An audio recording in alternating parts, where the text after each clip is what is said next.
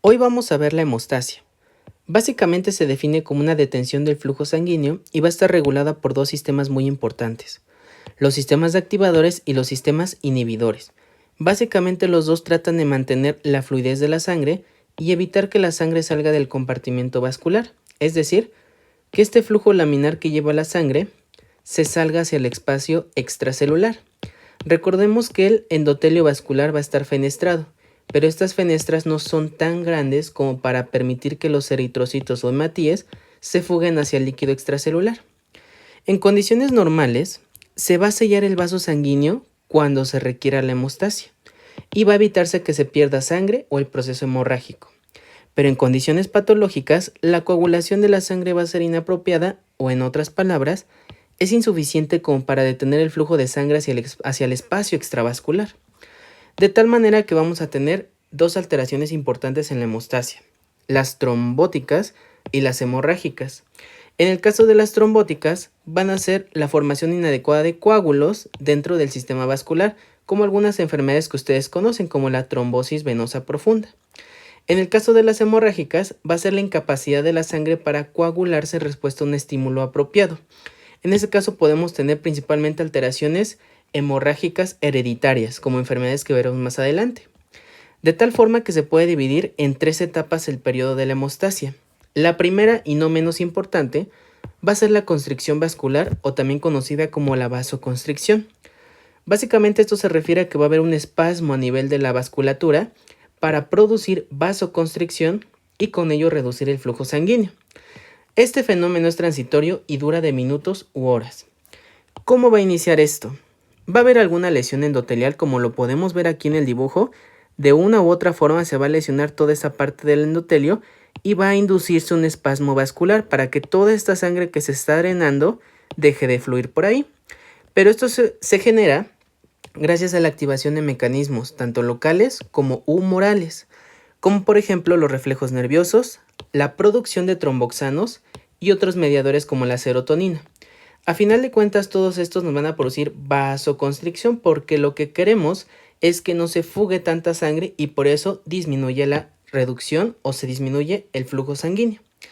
Por ejemplo, estos reflejos nerviosos son activados gracias a receptores beta-adrenérgicos que producen vasoconstricción o por prostaglandinas liberadas propiamente de las plaquetas. Esta es la primera etapa. Ya que se hizo la vasoconstricción, vamos a tener que van a empezar a llegar otro tipo de células hacia el endotelio. De tal forma que tenemos la segunda fase, que es la formación del tapón plaquetario. El tapón plaquetario básicamente va a ser un sello hermético gracias a la llegada de plaquetas o trombocitos. Este tapón plaquetario lo que ayuda es que todas estas pequeñas roturas en la pared del vaso sean selladas por el tapón de plaquetas. Por ello vamos a ver algunas generalidades de las plaquetas, pero es importante que recuerden que cuando hay un daño endotelial o en cualquier otro tejido, las primeras que van a tratar de tapar este defecto en el vaso sanguíneo van a ser las plaquetas, de tal manera que ya no se pueda fugar más sangre por aquí. Las plaquetas, recordemos que derivan de los megacariocitos, y esto es importante. De acuerdo con el linaje celular tenemos varios, el linfoide o el mieloide. Lo que quiero que se queden es que los megacariocitos, gracias a las unidades formadoras de colonias, se pueden producir megacariocitos y estos producen las plaquetas. Su vida media aproximada es de 8 a 12 días. Posteriormente a esto, los macrófagos las van a descomponer y las van a eliminar. Su concentración sérica en un estudio de laboratorio puede ir de 150.000 a 450.000 en condiciones normales. Su producción es gracias y está controlada por la trombopoyetina. Esta trombopoyetina lo que induce es la proliferación y producción de los megacariocitos, que son sus precursores por elección. De tal manera que las fuentes principales de trombopoyetina va a ser el hígado, los riñones, el músculo liso y la médula ósea. Si cualquiera de estos se llega a alterar por alguna enfermedad crónico-degenerativa, su producción va a ser deficiente. Entonces, este tapón plaquetario se forma gracias a las características propias que tiene la plaqueta. La plaqueta son fragmentos de células sin núcleo, como lo podemos ver aquí, no hay presencia de algún núcleo. Es de forma esférica, como lo podemos observar en la imagen, y tiene una membrana plasmática, que sería todo esto que lo está envolviendo a su alrededor. También está cubiertas por glucoproteínas o proteínas de la coagulación. La más importante va a ser esta, denominada glucoproteína 2B3A. Esta es importante porque en el proceso de la hemostasia nos ayuda a que se una el fibrinógeno y con ello las plaquetas se vayan juntando entre sí, es decir, permite una adecuada adhesión plaquetaria. Además de todas estas características propias de la plaqueta, tenemos otras, como por ejemplo, que van a tener una membrana celular o membrana plasmática, van a producir ATP y ADP, que son fuentes de energía, esto gracias a que tiene mitocondrias presentes. Y también vamos a tener la presencia de dos tipos de gránulos. Vamos a tener a los gránulos alfa y a los gránulos delta. Los alfa, principalmente como lo pueden ver en la imagen, van a participar en el proceso de la reparación del vaso sanguíneo.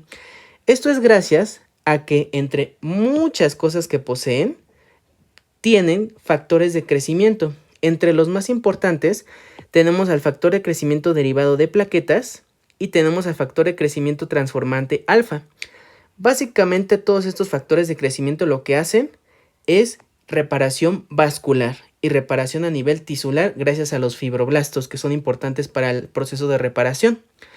Y los gránulos delta van a inducir la vasoconstricción, principalmente porque contienen calcio. Recordemos que la molécula de calcio ayuda a la formación de las vesículas y a toda esta parte de la contracción. Mediadores inflamatorios como la histamina, serotonina y adrenalina que atribuyen a la vasoconstricción. Gracias a esto vamos a tener la formación de este tapón plaquetario. Básicamente lo que ocurre es que cuando hay una lesión en el vaso sanguíneo, el endotelio va a liberar algo muy importante, que es el factor de von Willebrand.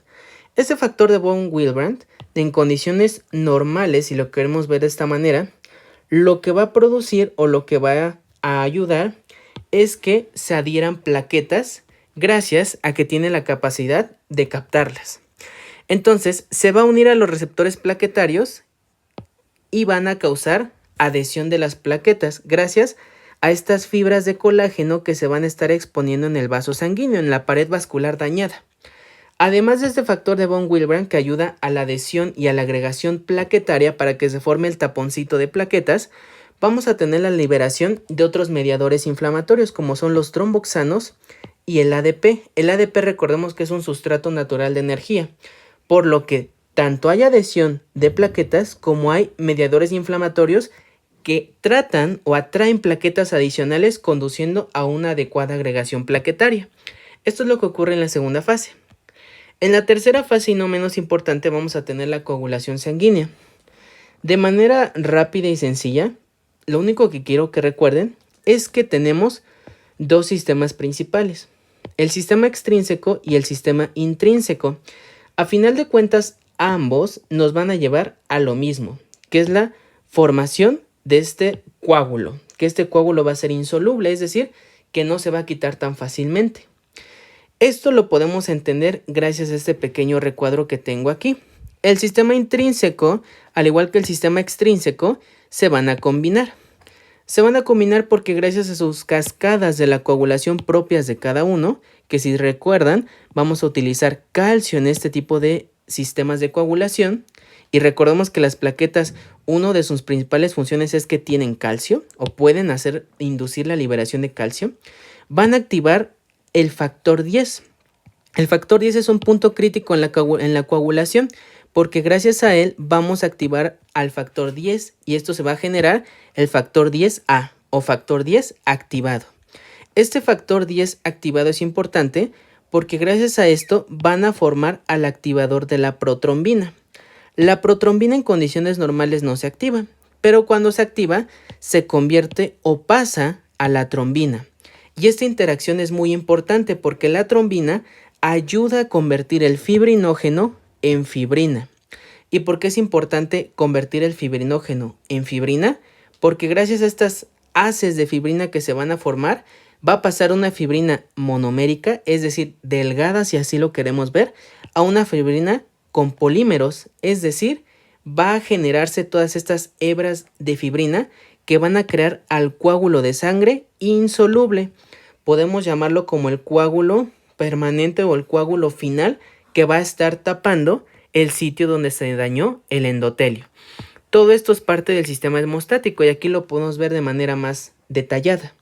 Sistema intrínseco y sistema extrínseco activan al 10, esto se vuelve 10A, la protrombina pasa a trombina y gracias a esto el fibrinógeno se convierte en fibrina y se adhiere finalmente a todo este coágulo maduro, digámoslo así, y tapa de manera hermética toda esta lesión del endotelio.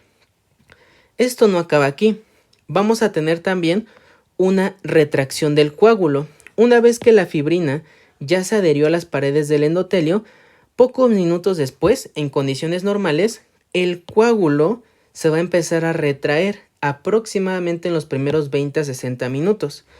Esto es básicamente por dos cosas. Uno, para extraer todo este suero del coágulo que se habrá formado. Y dos, para unir los bordes del vaso roto y si queda un sello hermético y no haya fugas de sangre.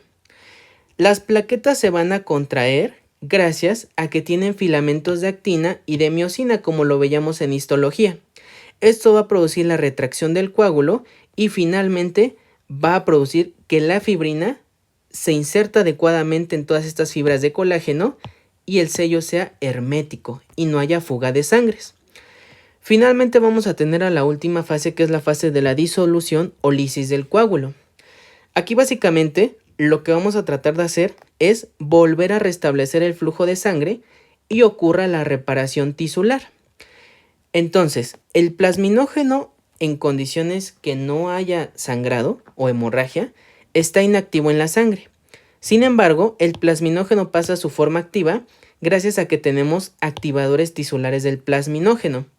No sé si les suene mucho este apellido, pero aquí vamos a tener a los fármacos fibrinolíticos, que es importante que los vayan conociendo o es importante que los vayan recordando.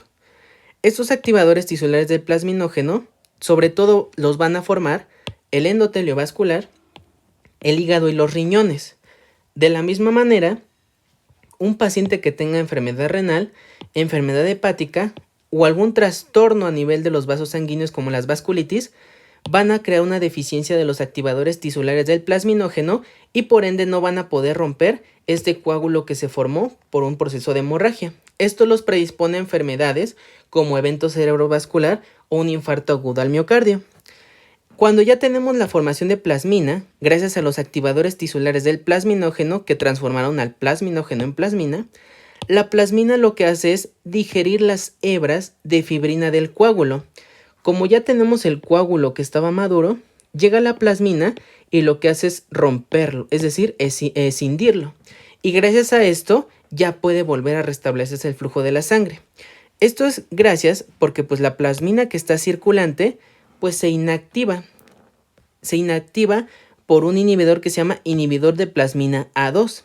Y esto ocurre de manera rápida porque si la plasmina quedara prácticamente sin que se limitara su daño, esta no solo quitaría este coágulo, sino que empezaría a dañar más tejido del endotelio.